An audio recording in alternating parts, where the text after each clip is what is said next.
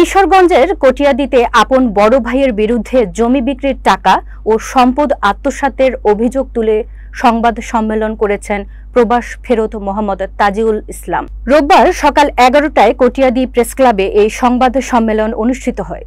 লিখিত বক্তব্যে তাজিউল ইসলাম জানান, তিনি বড় ভাই মোহাম্মদ হাদিউল ইসলামের কাছে 15 লক্ষ টাকায় জমি বিক্রি করেন। রেজিস্ট্রির সময় দেওয়া হয় মাত্র 5 লক্ষ টাকা। বাকি 10 লক্ষ টাকার একটি চেক দিলেও সেটি ছিল টাকা ছাড়াই। পরবর্তীতে সালিশে আরও 3 লক্ষ টাকা এবং 7 লক্ষ টাকার আরেকটি চেক প্রদান করা হয়, কিন্তু দ্বিতীয় চেকও বাউন্স করে। ফলে তিনি মারাত্মক প্রতারণা ও হয়রানির শিকার হয়েছেন বলে জানান। তিনি এ ঘটনার সুষ্ঠু বিচার দাবি করেন এবং বলেন, আমি চাই আর কেউ যেন আপন ভাইয়ের হাতে প্রতারিত না হয়।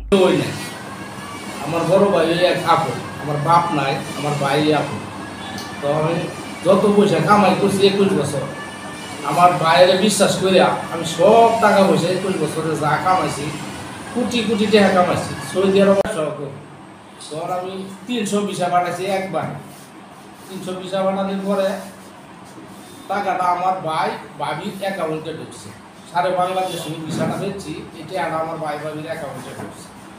ঢুকার পরে পুরা টাকাটা ঢোকার পরে এরা নগদের রেজেন্স আমার কইছে কটিয়াদির বাজারও ইরাল স্যার মোড়ে একটা জায়গা কিনছে 1 কোটি টাকা, এটা কাওলা করে দিব আমার নামে, 10 লক্ষ টাকা বাইনা দিচ্ছে।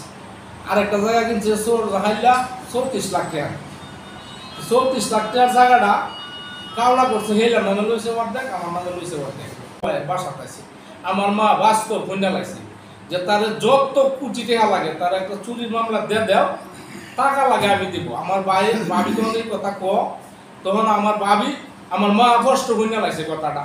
এর মা বাদ গিয়ে আমার চিকেন আলাপ করছে। আমার মা আমার মুক্ত জ্বালা দিচ্ছে, পরের দিন আমার জ্বালো দিয়ে দিচ্ছে, তার মামলাটা পরের দিন আমার জ্বালো দিয়ে দিচ্ছে।